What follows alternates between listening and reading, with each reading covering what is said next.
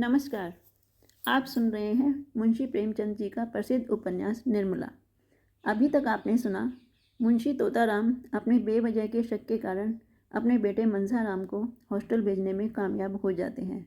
मनसाराम निर्मला से नाराज है और अपनी माता के बारे में सोचता रहता है। आइए आगे सुनते हैं। मनसाराम 2 दिन तक गहरी चिंता में डूबा रहा। बार बार अपनी माता की याद आती। न खाना अच्छा लगता, न पढ़ने ही में जी लगता। अपनी उसकी काया पलट सी हो गई। 2 दिन गुजर गए और छात्रालय में रहते हुए भी उसने वह काम न किया जो स्कूल के मास्टरों ने घर से कर लाने को दिया था। परिणाम स्वरूप उसे बेंच पर खड़ा रहना पड़ा। जो बात कभी ना हुई थी वह आज हो गई। यह असह्य अपमान भी उसे सहना पड़ा। तीसरे दिन वह इन्हीं चिंताओं में मग्न हुआ। अपने मन को समझा रहा था, कहाँ संसार में अकेले मेरी ही माता मेरी है। विमाताएं तो सभी इसी प्रकार की होती हैं। मेरे साथ कोई नई बात तो हुई नहीं। अब मुझे पुरुषों की भांति द्विगुण परिश्रम से अपना काम करना चाहिए। जैसे माता पिता राजी रहें वैसे उन्हें राजी रखना चाहिए। इस साल अगर छात्रवृत्ति मिल गई तो मुझे घर से कुछ लेने की जरूरत ही ना पड़ेगी। कितने ही लड़के अपने ही बल पर बड़ी बड़ी उपाधियां प्राप्त कर लेते हैं। भाग्य के नाम को रोने कोसने से क्या होगा। इतने में जियाराम आकर खड़ा हो गया। मनसाराम ने पूछा, घर का क्या हाल है जिया? नहीं अम्मा जी तो बहुत प्रसन्न होंगी। जियाराम, उनके मन का हाल तो मैं नहीं जानता, लेकिन जब से तुम आए हो उन्होंने 1 जून भी खाना नहीं खाया। जब देखो तब रोया करती हैं। जब बाबूजी आते हैं तब अलबत्ता हंसने लगती हैं। तुम चले आए तो मैंने भी शाम को अपनी किताबें संभाली। यहीं तुम्हारे साथ रहना चाहता था। भूंगी चुड़ैल ने जाकर अम्मा जी से कह दिया। बाबूजी बैठे थे, उनके सामने ही अम्मा जी ने आकर मेरी किताबें छीन ली और रोकर बोली, तुम भी चले जाओगे तो इस घर में कौन रहेगा? अगर मेरे कारण तुम लोग घर छोड़ छोड़कर भागे जा रहे हो तो लो मैं ही चली जाती हूँ। मैं तो झल्लाया हुआ था ही। वहाँ बाबूजी भी ना थे। बिगड़ कर बोला, आप क्यों कहीं चली जाओगी? आपका तो घर है, आप आराम से रहिए। गैर तो हम ही लोग हैं, हम ना रहेंगे तब तो आपको आराम आराम ही होगा। मनसाराम, तुमने खूब कहा, बहुत ही अच्छा कहा। इस पर और भी झल्लाई होंगी और जाकर बाबूजी से शिकायत की होगी। जियाराम, नहीं, यह कुछ नहीं हुआ। बेचारी जमीन पर बैठकर रोने लगी। मुझे भी करुणा आ गई। मैं भी रो पड़ा। उन्होंने आंचल से मेरे आंसू पोंछे और बोली, जिया, मैं ईश्वर को साक्षी देकर कहती हूँ कि मैंने तुम्हारे भैया के विषय में तुम्हारे बाबूजी से एक शब्द भी नहीं कहा। मेरे भाग में कलंक लिखा हुआ है, वही भोग रही हूँ। फिर और न जाने क्या क्या कहा जो मेरी समझ में नहीं आया। कुछ बाबूजी की बात थी। मनसाराम ने उद्विग्नता से पूछा, बाबूजी के विषय में क्या कहा? कुछ याद है? जियाराम, बातें तो भाई मुझे याद नहीं आती। मेरी मेमोरी कौन बड़ी है। लेकिन उनकी बातों का मतलब कुछ ऐसा मालूम होता था कि उन्हें बाबूजी को प्रसन्न रखने के लिए ये स्वांग भरना पड़ रहा है। न जाने धर्म अधर्म की कैसी बातें करती थी जो मैं बिल्कुल नहीं समझ सका। मुझे तो अब इसका विश्वास आ गया कि उनकी इच्छा तुम्हें यहाँ भेजने की नहीं थी। मनसाराम, तुम इन चालों को मतलब नहीं समझ सकते। ये बड़ी गहरी चालें हैं। जियाराम, तुम्हारी समझ में होंगी, मेरी समझ में नहीं है। मनसाराम, जब तुम ज्योमेट्री नहीं समझ सकते तो इन बातों को क्या समझोगे? उस रात को जब मुझे खाना खाने के लिए बुलाने आई थी और उनके आग्रह पर मैं जाने को तैयार भी हो गया था, उस वक्त बाबूजी को देखते ही उन्होंने जो कैंडा बदला, यह क्या मैं कभी भूल सकता हूँ? जियाराम, यही बात मेरी समझ में नहीं आती। अभी कल ही मैं यहाँ से गया तो लगी तुम्हारा हाल पूछने। मैंने कहा वह तो कहते थे कि अब कभी इस घर में कदम ना रखूँगा। मैंने कुछ झूठ तो नहीं कहा। तुमने मुझसे कहा ही था। इतना सुनना था कि फूट फूट कर रोने लगी। मैं दिल में बहुत पछताया कि कहाँ से कहाँ मैंने यह बात कह दी। बार बार यही कहती थी, क्या वह मेरे कारण घर छोड़ देंगे? मुझसे इतने नाराज हैं। चले गए और मुझसे मिले तक नहीं। खाना तैयार था, खाने तक नहीं आए। हाय, मैं क्या बताऊँ किस विपत्ति में हूँ। इतने में बाबूजी आ गए। बस तुरंत आंखें पोंछकर मुस्कुराती हुई उनके पास चली गई। यह बात मेरी समझ में नहीं आती। आज मुझे बड़ी मिन्नत की कि उनको साथ लेते आना। आज मैं तुम्हें खींच ले चलूँगा। 2 दिन में वह कितनी दुबली हो गई हैं, तुम्हें यह देखकर उन पर दया आएगी। तो चलोगे ना? मनसाराम ने कुछ जवाब न दिया। उसके पैर कांप रहे थे। जियाराम तो हाजिरी की घंटी सुनकर भागा, पर वह बेंच पर लेट गया और इतनी लंबी सांस ली मानो बहुत देर से उसने सांस ही नहीं ली है। उसके मुख से दुस्सह वेदना में डूबे हुए शब्द निकले, हाय ईश्वर। इस नाम के सिवा उसे अपना जीवन निराधार मालूम होता था। इस एक उच्छ्वास में कितना नैराश्य था, कितनी संवेदना, कितनी करुणा, कितनी दीन प्रार्थना भरी हुई थी, इसका कौन अनुमान कर सकता है। अब सारा रहस्य उसकी समझ में आ रहा था और बार बार उसका पीड़ित हृदय आर्तनाद कर रहा था, हाय ईश्वर, इतना घोर कलंक! क्या जीवन में इससे बड़ी विपत्ति की कल्पना की जा सकती है? इस संसार में इससे घोरतम नीचता की कल्पना हो सकती है? आज तक किसी पिता ने अपने पुत्र पर इतना निर्दय कलंक न लगाया होगा, जिसके चरित्र की सभी प्रशंसा करते थे, जो अन्य युवकों के लिए आदर्श समझा जाता था, जिसने कभी अपवित्र विचारों को अपने पास फटकने तक नहीं दिया, उसी पर यह घोरतम कलंक। मनसाराम को ऐसा मालूम हुआ मानो उसका दिल फटा जाता है। दूसरी घंटी भी बज गई। लड़के अपने अपने कमरे में गए, पर मनसाराम हथेली पर गाल रखे अनिमेष नेत्रों से भूमि की ओर देख रहा था, मानो उसका सर्वस्व जलमग्न हो गया है, मानो वह किसी को मुंह ना दिखा सकता हो। स्कूल में गैरहाजिरी हो जाएगी, जुर्माना हो जाएगा, इसकी उसे चिंता नहीं। जब उसका सर्वस्व लुट गया तो अब इन छोटी छोटी बातों का क्या भय। इतना बड़ा कलंक लगने पर भी अगर जीता रहूं तो मेरे जीने को धिक्कार है। उसी शोक का अतिरेक दशा में वह चिल्ला पड़ा, माता जी तुम कहाँ हो? तुम्हारा बेटा, जिस पर तुम प्राण देती थी, जिसे तुम अपने जीवन का आधार समझती थी, आज घोर संकट में है। उसी का पिता उसकी गर्दन पर छुरी फेर रहा है। हाय, तुम हो? मनसाराम फिर शांतचित्त से सोचने लगा, मुझ पर यह संदेह क्यों हो रहा है? इसका कारण क्या है? मुझ में ऐसी कौन सी बात उन्होंने देखी जिससे उन्हें यह संदेह हुआ? वह हमारे पिता हैं, शत्रु तो नहीं, जो अनायास ही मुझ पर यह अपराध लगाने बैठ जाएंगे। जरूर उन्हें कोई कोई बात देखी या सुनी है। उनका मुझ पर कितना स्नेह था, मेरे बगैर भोजन न करते थे। वही मेरे शत्रु हो जाएंगे? यह बात अकारण तो नहीं हो सकती। अच्छा, इस संदेह का बीजारोपण किस दिन हुआ? मुझे बोर्डिंग हाउस में ठहराने की बात तो पीछे की है। उस दिन रात को वह मेरे कमरे में आकर मेरी परीक्षा लेने लगे थे। उसी दिन उनकी त्योरियां बदली हुई थीं। उस दिन ऐसी कौन सी बात हुई जो अप्रिय लगी हो? मैं नई अम्मा से कुछ खाने को मांगने गया था। बाबूजी उस समय वहाँ बैठे थे। हाँ, अब याद आती है। उसी वक्त उनका चेहरा तमतमा गया था। उसी दिन से नई अम्मा ने मुझसे पढ़ना छोड़ दिया। अगर मैं जानता कि मेरा घर में आना जाना, अम्मा जी से कुछ कहना सुनना और उन्हें पढ़ाना लिखाना पिताजी को बुरा लगता है, तो आज ही नौबत ही ना आती। और नई अम्मा, उन पर क्या बीत रही होगी। मनसाराम ने अब तक निर्मला की ओर ध्यान नहीं दिया था। निर्मला का ध्यान आते ही उसके रोएं खड़े हो गए। हाय, उनका सरल स्नेहशील हृदय यह आघात कैसे सह सकेगा। आह, मैं कितनी भ्रम में था। मैं उनके स्नेह को कौशल समझता था। मुझे क्या मालूम था कि उन्हें पिताजी का भ्रम शांत करने के लिए मेरे प्रति इतना कटु व्यवहार करना पड़ता है। आह, मैंने उन पर कितना अन्याय किया है। उनकी दशा तो मुझसे भी खराब हो रही होगी। मैं तो यहाँ चला आया, मगर वह कहाँ जाएंगी। जिया कहता था उन्होंने 2 दिन से भोजन नहीं किया, हरदम रोया करती हैं। कैसे जाकर समझाऊं? वह इस अभागे के पीछे क्यों अपने सिर पर विपत्ति ले रही हैं? वह बार बार मेरा हाल पूछती हैं, क्यों बार बार मुझे बुलाती हैं? कैसे कह दूं कि माता, मुझे तुमसे जरा भी शिकायत नहीं, मेरा दिल तुम्हारी तरफ से साफ है। वह अब भी बैठी रो रही होंगी। कितना बड़ा अनर्थ है। बाबूजी को ये क्या हो रहा है? क्या इसीलिए विवाह किया था? एक बालिका की हत्या करने के लिए ही उसे लाए थे? इस कोमल पुष्प को मसल डालने के लिए ही तोड़ा था क्या? उनका उद्धार कैसे होगा? उस निरपराधी का मुख कैसे उज्जवल होगा? उन्हें केवल मेरे साथ स्नेह का व्यवहार करने के लिए यह दंड दिया जा रहा है। उनकी सज्जनता का उन्हें यह उपहार मिल रहा है। मैं उन्हें इस प्रकार निर्दय आघात सहते देखकर बैठा रहूँगा? अपनी मान रक्षा के लिए न सही, उनकी आत्म रक्षा के लिए इन प्राणों का बलिदान करना ही पड़ेगा। इसके सिवाय उद्धार का और कोई उपाय नहीं। आह, दिल में कैसे कैसे अरमान थे, वे सब खाक में मिला देने होंगे। एक सती पर संदेह किया जा रहा है, और मेरे कारण। मुझे अपने प्राणों से उनकी रक्षा करनी होगी। यही मेरा कर्तव्य है। इसी में सच्ची वीरता है। माता, मैं अपने रक्त से इस कालिमा को धो दूंगा।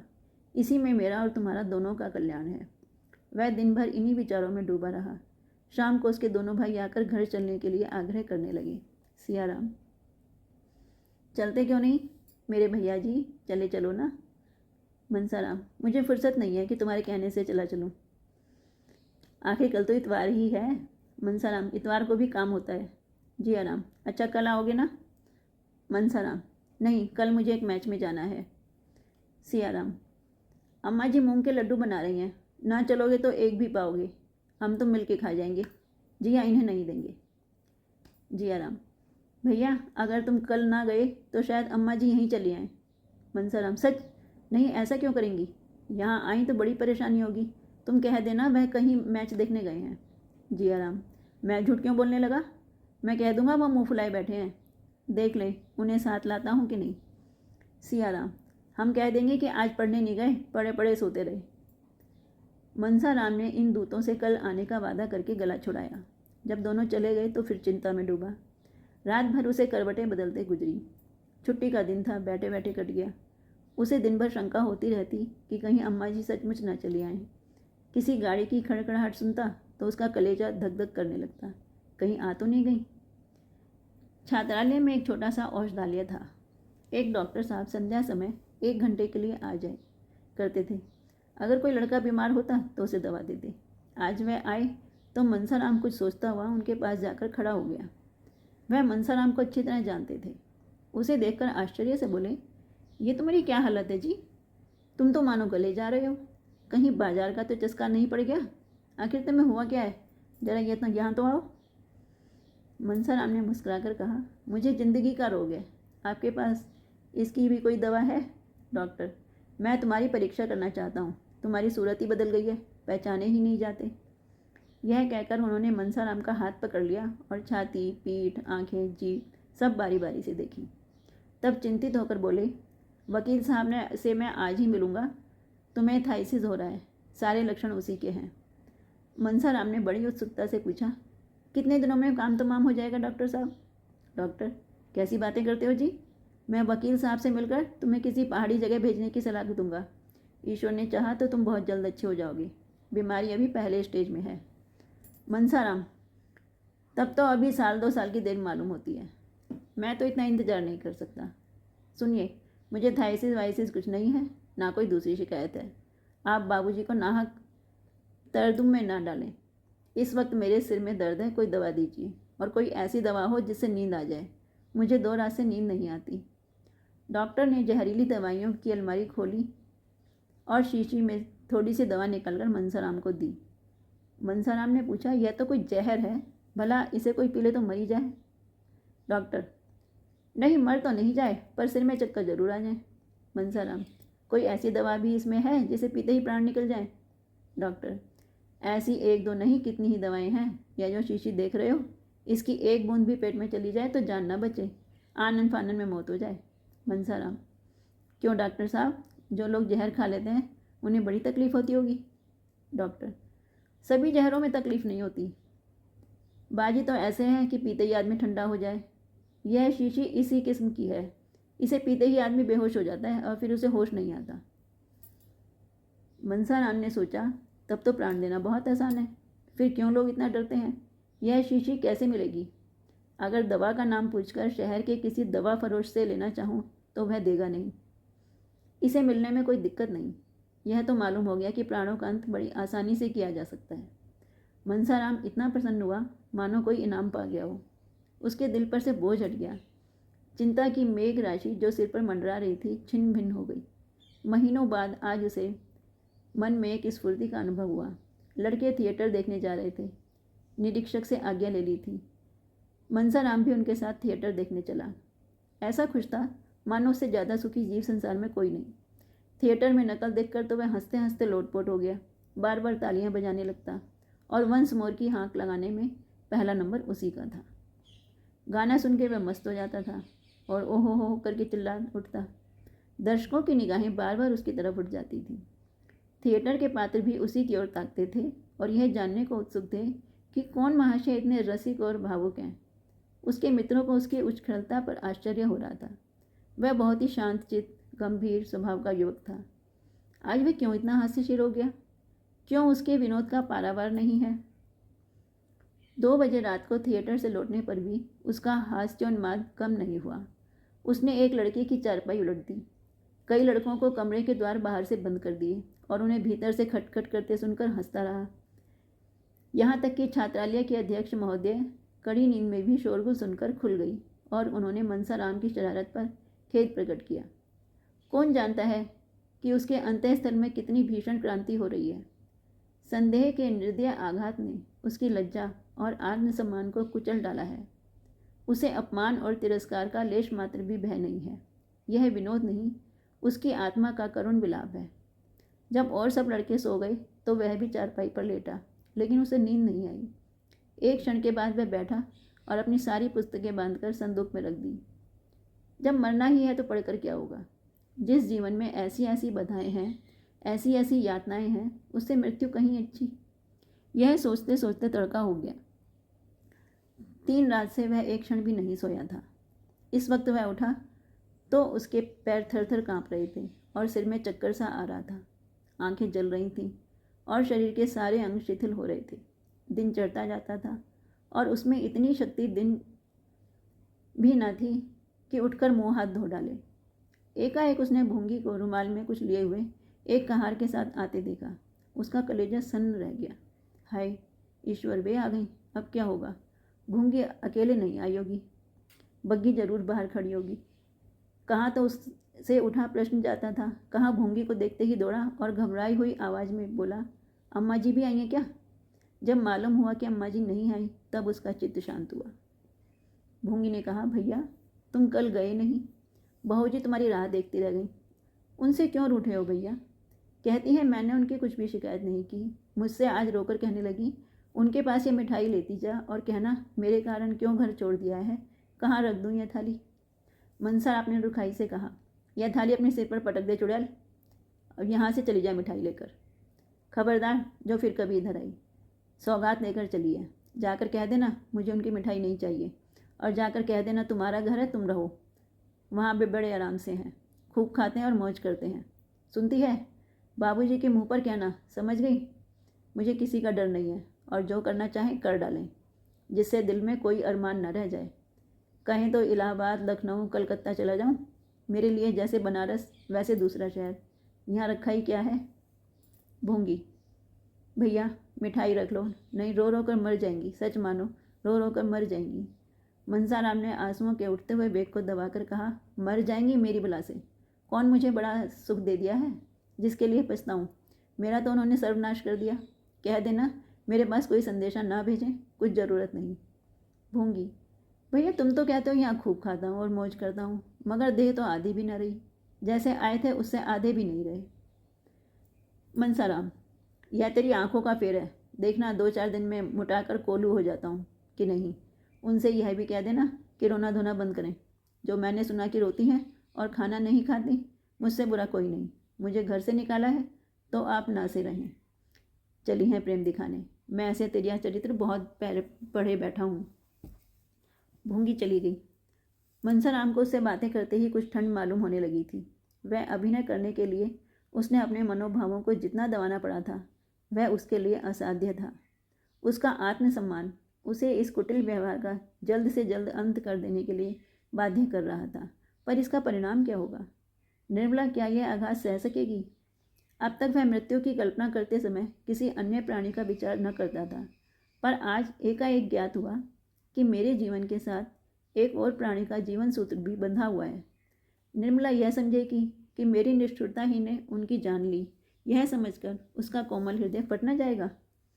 उसका जीवन तो अब भी संकट में है।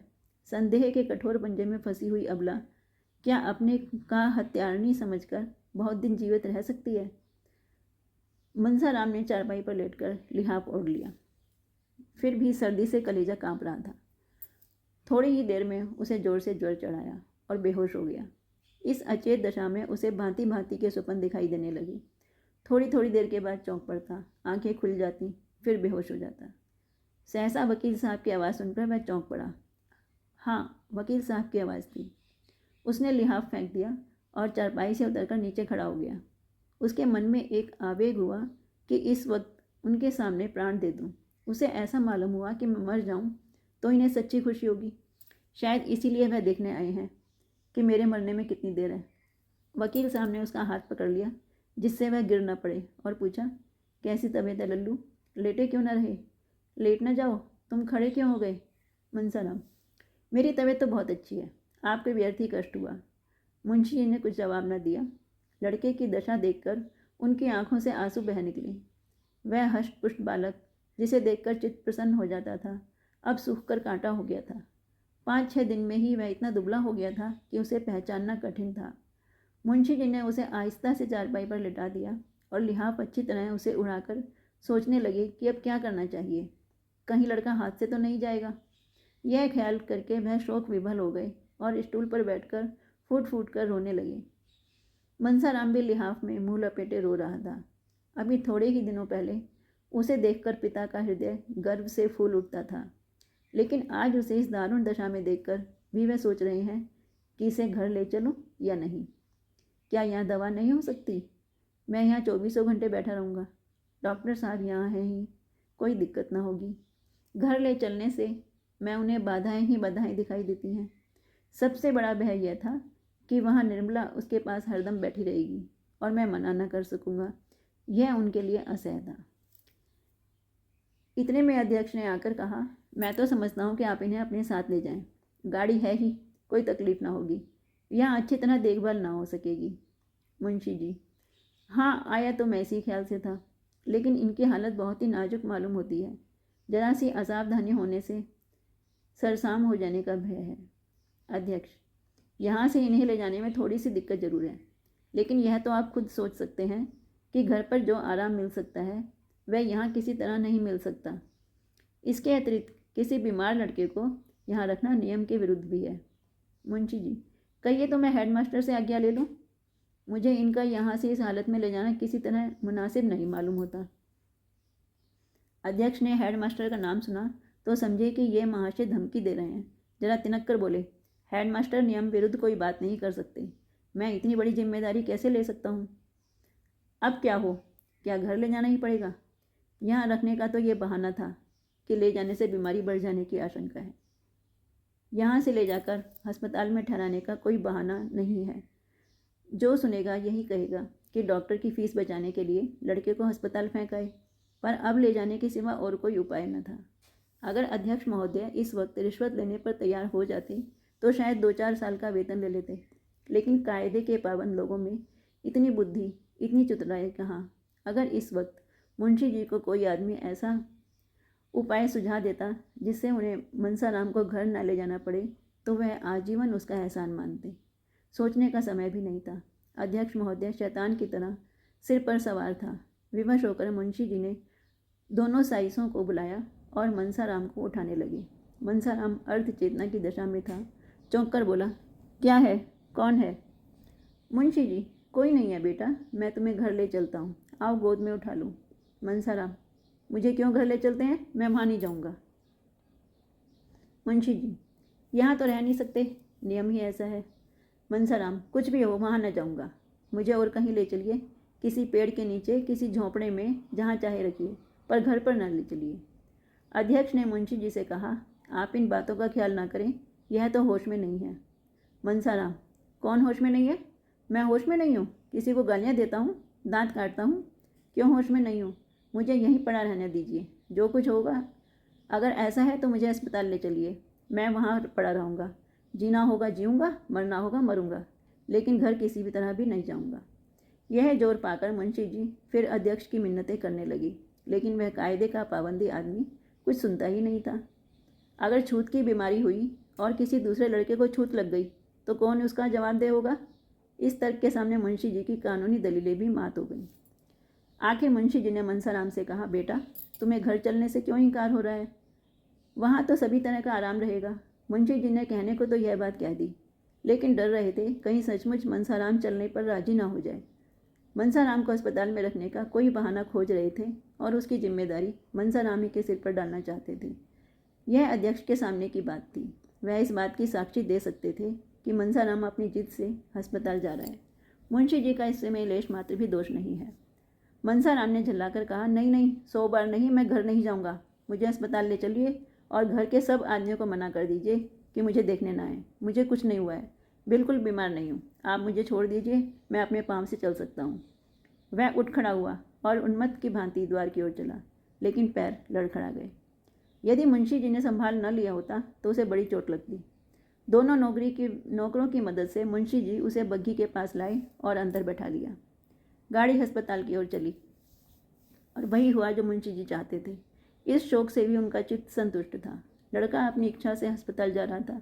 क्या वह इस बात का प्रमाण नहीं था कि घर में उसे कोई स्नेह नहीं है? क्या इससे यह सिद्ध नहीं होता कि मनसाराम निर्दोष है? वह उस पर अकारण ही भ्रम कर रहे थे। लेकिन जरा ही देर में इस तुष्टि की जगह उनके मन में ग्लानि का भाव जागृत हुआ। वह अपने प्राणप्रिय पुत्र को घर ना ले जाकर अस्पताल लिए जा रहे थे। उनके विशाल भवन में उनके पुत्र के लिए जगह न थी, इस दशा में भी, जबकि उसकी जीवन संकट में पड़ा हुआ था। कितनी विडंबना है। एक क्षण के बाद एकाएक मुंशी जी के मन में प्रश्न उठा, कहीं मनसाराम उनके भावों को ताड़ तो नहीं गया? इसीलिए तो उसे घर से घृणा नहीं हो गई। अगर ऐसा है तो गजब हो जाएगा। इस अनर्थ की कल्पना ही से मुंशी जी के रोए खड़े हो गए और कलेजा धक धक करने लगा। हृदय में एक धक्का सा लगा। अगर इस ज्वर का यही कारण है तो ईश्वर ही मालिक है। इस समय उनकी दशा अत्यंत दयनीय थी। वह आग जो इन्होंने अपने ठिठुरे हुए हाथों को सेकने के लिए जलाई थी, वह उनके घर में लगी जा रही थी। इस करुणा, शोक, पश्चाताप और शंका से उनका चित्त घबरा उठा। उनके गुप्त रोदन की ध्वनि बाहर निकल सकती तो सुनने वाले रो पड़ते। उनके आंसू बाहर निकल सकते तो उनका तार बंध जाता। उन्होंने पुत्र के वर्णहीन मुख की ओर एक वात्सल्यपूर्ण नेत्रों से देखा। वेदना से विकल होकर उसे छाती से लगा लिया और इतना रोए कि हिचकी बंध गई। सामने अस्पताल का फाटक दिखाई दे रहा था। धन्यवाद। मिलते हैं जल्द ही अगले अध्याय के साथ।